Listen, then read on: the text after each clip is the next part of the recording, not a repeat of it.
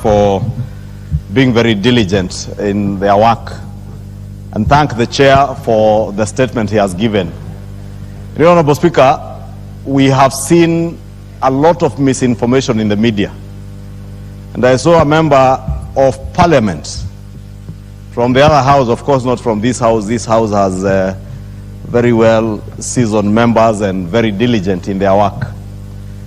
And I saw a senator, not in the Senate, because I don't want to discuss senators with their work in the Senate, but the moment you appear in a press conference and say things that you have no information on, Honorable Speaker, I do hope that that senator will now take time to interrogate the statements and the work that has been done by a finance committee to be able to see facts of what he claimed was 17 billion shillings, which he claimed in the media that this was a 17 billion shillings oil that belonged to some lady, Honorable Speaker, and said that 17 billion shillings had been drawn from the exchequer without approval.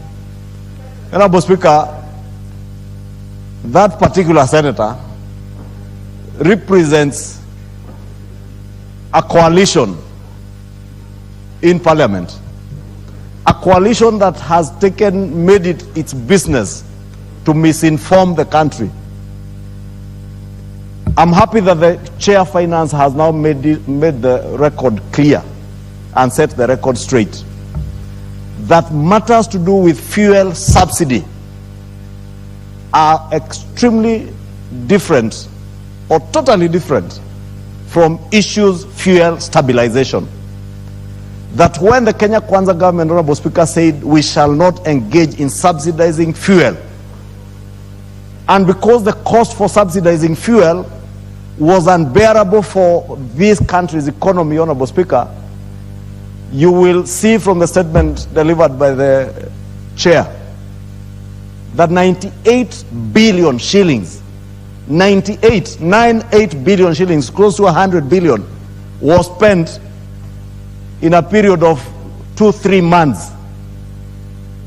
Honorable Speaker, it tells you on average, we're incurring probably about in the region of 30 billion shillings, about 1 billion shillings a day to subsidize fuel. We have just tabled the National Dialogue Committee, Honorable Speaker, and part of our points of divergence between us and our colleagues in Azimio was on the question of subsidizing fuel. And we made it clear that subsidies in fuel cannot be tenable in an economy like ours, Honorable Speaker. The cost is unbearable. The problems that we are talking about today with our economy, Honorable Speaker, part of those problems emanated from those careless subsidies that we got into in the last 2-3 months before the last general elections. And what are you intending to do? Hoodwink Kenyans that we have made fuel cheaper when the basics of what you should do to make fuel cheaper remain the same.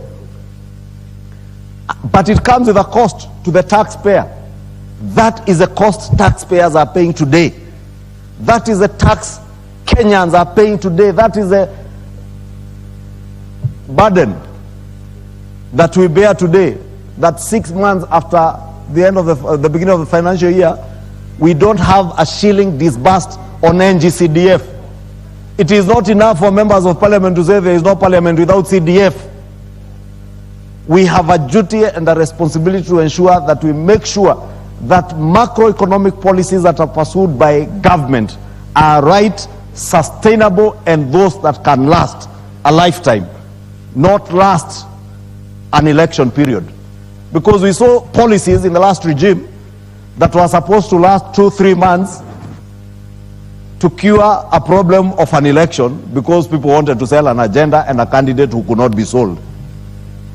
Honorable Speaker, I thank Kenyans that they could read through the lies, but the pain they bear today out of those things, Honorable Speaker, is what the Chair of Finance is tabling today. Honorable Speaker, I want to speak to Senator Omtata. It was one thing to be a public litigant in the courts. Is another thing to be a legislator and to be a leader. I want to plead to Senator Omtata and all of us to become leaders. When we make public pronouncements, let them be based on actual empirical data that is factual, not just throwing out statements out there to create political narratives and insinuations against personalities that are serving in the executive. Because I heard him say that 17 billion shillings was drawn, I don't remember, by CS Davis Chirchir and CS Kipchumba Murkomen. Honorable Speaker, we must carry the institution of Parliament with the dignity it deserves. And because many of us say things in Parliament where you think you have immunity from prosecution by people when you defame them or slander their names, Honorable Speaker, we then have to carry ourselves with a lot of dignity and be careful on what we say about other people's names and the conduct of their offices. Honorable Speaker, that report now is of that statement from the Finance Committee is a public record. I want to ask our media houses, let them get these public records now, so that even as they perpetuate those things that are said to push political narratives, they may not find it within their space to invite the member for Molo to set the record straight, but at least there is a record, a public record that they can refer to. And those who can read and interpret, they should be able to read and interpret, Honorable Speaker. Honorable Speaker, I support that statement, and I truly hope that all Kenyans now have facts as they have been laid. Kenyans now know 17 billion that was paid from the exchequer was payments for fuel subsidy incurred under the previous government. In the last supplementary budget that we passed in this House only 3 weeks ago, we paid another 4 billion shillings. And it's not subsidy incurred by this government. So, Honorable Speaker, when we say out there, we are carrying the burdens from the past.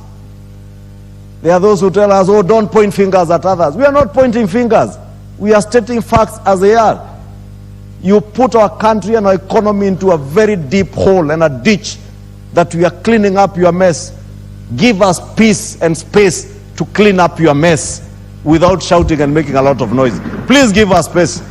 Please. Even those who are yesterday telling us to put money. Honorable Speaker, you know, I heard somebody telling us to put money in the political parties fund, 6 billion shillings, Honorable Speaker. At a time Kenyans in the north are marooned by floods. The Azimio coalition, all they can do is ask for money to hold rallies and hold caucuses, political party caucuses, into the political parties fund.